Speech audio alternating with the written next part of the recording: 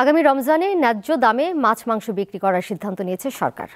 দুপুরে সচিবালয় সরকারের ১০০ দিন উপলক্ষে নিজ মন্ত্রণালয়ের কর্মকাণ্ড এবং পরিকল্পনা নিয়ে সংবাদ সম্মেলনে কথা জানিয়েছেন মৎস্য ও প্রাণী সম্পদ উপদেষ্টা ফরিদ আক্তার।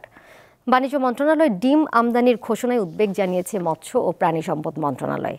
প্রাণী সম্পদ উপদেষ্টা বলেন, ডিম আমদানির ফলে দেশের খামারিরা ক্ষতিগ্রস্ত হবেন। এছাড়া আমদানি করা ডিমের সঙ্গে বিভিন্ন রোগ ব্যাধি ঢুকে পড়তে পারে, ফলে পোলট্রি শিল্প বিপর্যয়ের মুখে পড়তে পারে। আমার মনে হয় যে ঢাকায় যে দামের ব্যাপারটা, রমজান আসতে আর বেশি দিন সময় নাই, কাজে আমরা এখন থেকে বিশেষ করে ডিম, দুধ, মাছ, মাংস এই কয়টা আইটেম রমজানে আসলে বেশি খাওয়া হয়।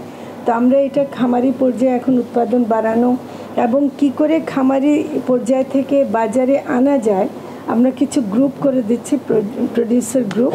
তারা মানে কোঅপারেটিভ ভিত্তিতে হোক বা যেভাবে হোক, তাদের থেকে সরাসরি বাজারে যেন আনা যায়, সেটা আমরা এখন থেকে পরীক্ষামূলক কিছু শুরু হয়ে গেছে, কিন্তু সেটা আমরা করছি।